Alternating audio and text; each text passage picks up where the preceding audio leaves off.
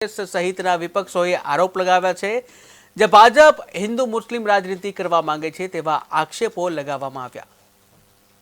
UCC લાગુ કરવા માટે એક કમિટીનું ગઠન આજે સરકારે જે જાહેરાત કરી છે એ સરકારની નિષ્ફળતા ઢાંકવા માટે અને ભાજપાના વરિષ્ઠ નેતાઓના બયાન કે ભાજપાનો ખેસ પહેરોને લૂંટનું લાયસન્સ લઈ જાઓ એનાથી ધ્યાન ભટકાવવા માટેનું એ અમરેલીની અંદર ભાજપાની હુંસાતુસી હોય કે અન્ય જગ્યાએ કાંડ અને કૌભાંડ હોય તેમાંથી ગાંધી સરદારના ગુજરાતના નાગરિકોનું ધ્યાન ભટકાવવા માટેનું એક સરકારે પ્રયાસ કર્યો છે। જુઓ, યુનિફોર્મ સિવિલ કોડમાં ઘણી બધી બાબતો એવી છે કે જેમાં પરંપરાગત જે સંસ્કૃતિ છે એના ઉપર તરાપ સમાન છે।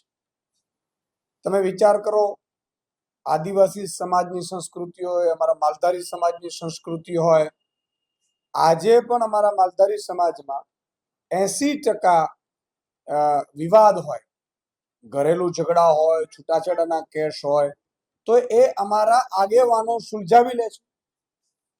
આદિવાસી સમાજમાં બહુપત્નીત્વ હોય, એમના પોતાના એક રિવાજો છે, આ બધું યુસીસી આવતા ખતમ થઈ જશે। એટલે યુનિફોર્મ સિવિલ કોડ એ ભાજપનું એક નર્યું નાટક છે। આ યુસીસી લાગુ થવાથી આ સમગ્ર બાબતો નષ્ટ થઈ જશે। અમે ગુજરાત સરકારને કહેવા માંગીએ છીએ, યુસીસીમાંથી આદિવાસી સમાજને બાદ રાખવામાં આવે એવી અમારી સ્પષ્ટ માંગણી છે અને જો યુસીસીમાં આદિવાસી સમાજને સમાવવામાં આવશે તો આવનારા દિવસોમાં સરકાર સામે અમે ખૂબ મોટું આંદોલન લઈને ઉતરીશું અને અમારા અધિકારો, અમારો અસ્તિત્વ, અમારી સંસ્કૃતિને બચાવવા અમારે સડકથી લઈને